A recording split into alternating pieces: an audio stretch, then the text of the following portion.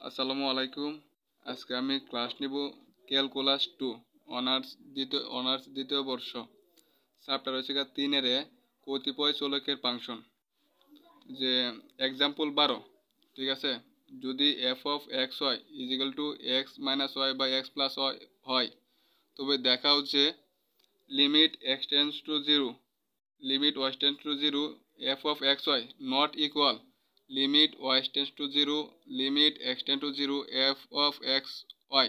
ইয়া হইতে limit x Y x tends to zero comma zero F of x Y বিদ্যমান কিনা তা আলোচনা করো। দেখো, আমি এখানে দুইটা অংশ দেওয়া আছে। আমি প্রথম অংশটার প্রথমে সমাধান করতেছি।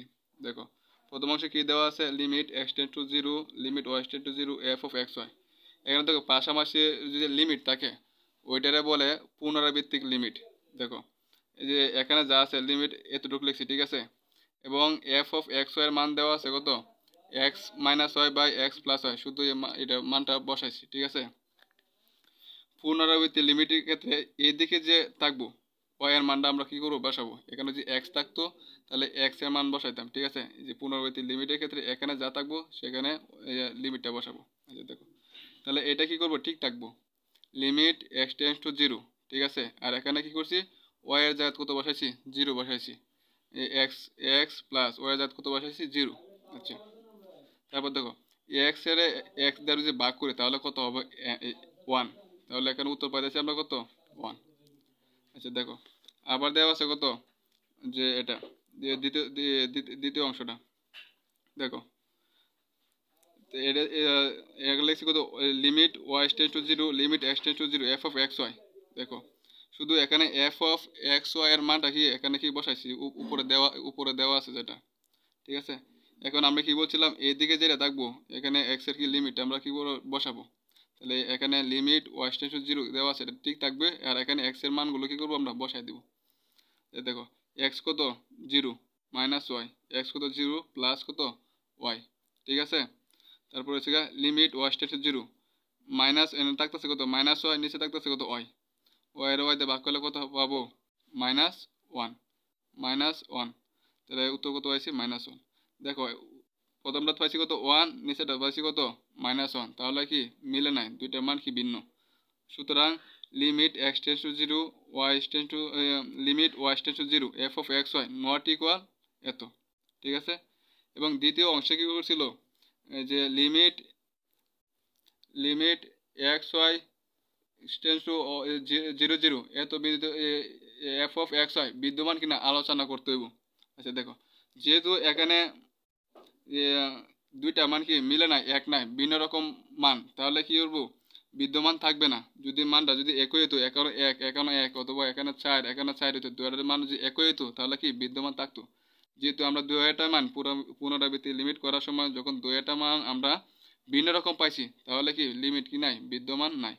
যেহেতু লিখে দিই দ্বিতীয় অংশ, যেহেতু limit x tends to zero limit Y tends to zero F of x Y not equal limit Y tends to zero limit x tends to zero F of x y, সেহেতু কি limit x Y x tends to zero comma zero F of x y কি বিদ্যমান নয়।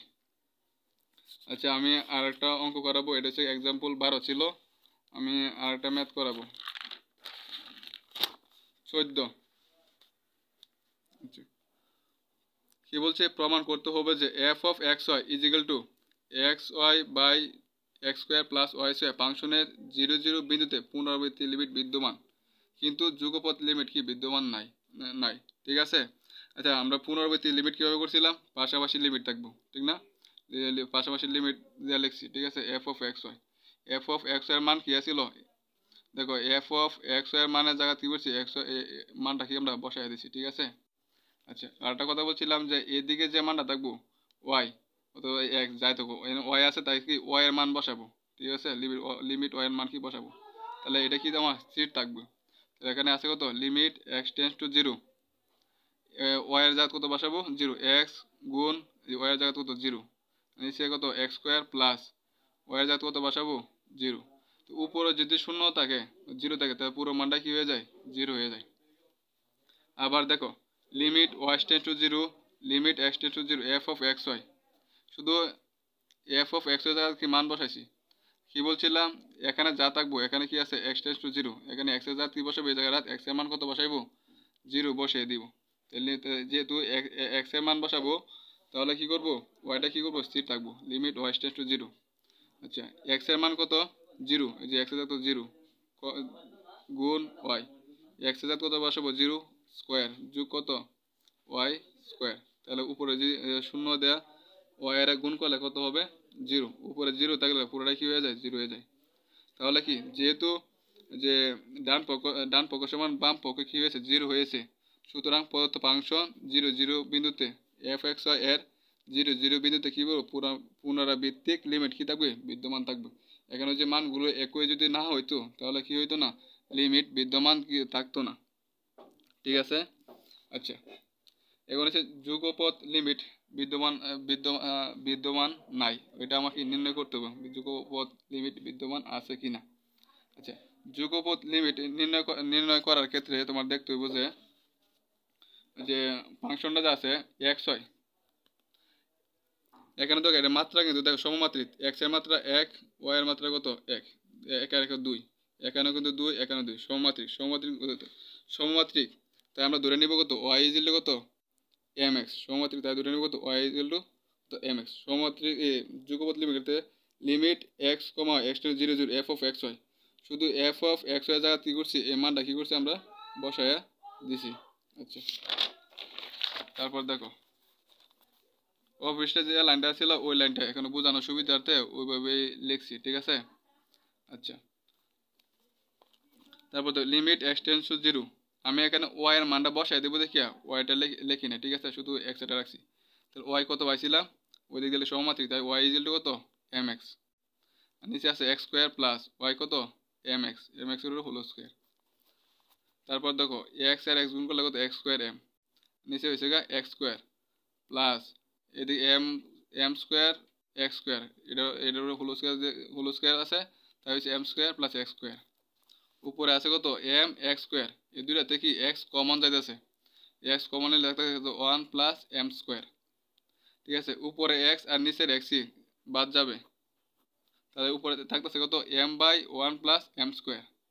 এখন দেখো M এর জায়গায় যদি আমি শূন্য এক দুই বা যে কোনো বসাই, আমি এম এর কি ভিন্ন ভিন্ন মানের জন্য যার মান কি ভিন্ন হয়, মানে একবার এক বসালে একরকম মান হবে, একবার দুই বসালে অন্যরকম মান হবে এজন্য। তাহলে সুতরাং কি জিরো জিরো বিন্দুতে এফ অফ এক্স এর ফাংশনের যুগপৎ লিমিট কি বিদ্যমান নাই, এটা হচ্ছে তোমাদের প্রমাণ। যদি ভিডিওটা ভালো লেগে থাকে এবং অনার্স সেকেন্ড ইয়ারের ক্যালকুলাস 2 এই বিষয়টা যদি পরিবর্তন ভালো লেগে থাকে তাহলে অবশ্যই সাবস্ক্রাইব করে দিবে, তাহলে পরবর্তীতে আরও ভিডিও বানাতে আমি উৎসাহ পাবো। আসসালামু আলাইকুম।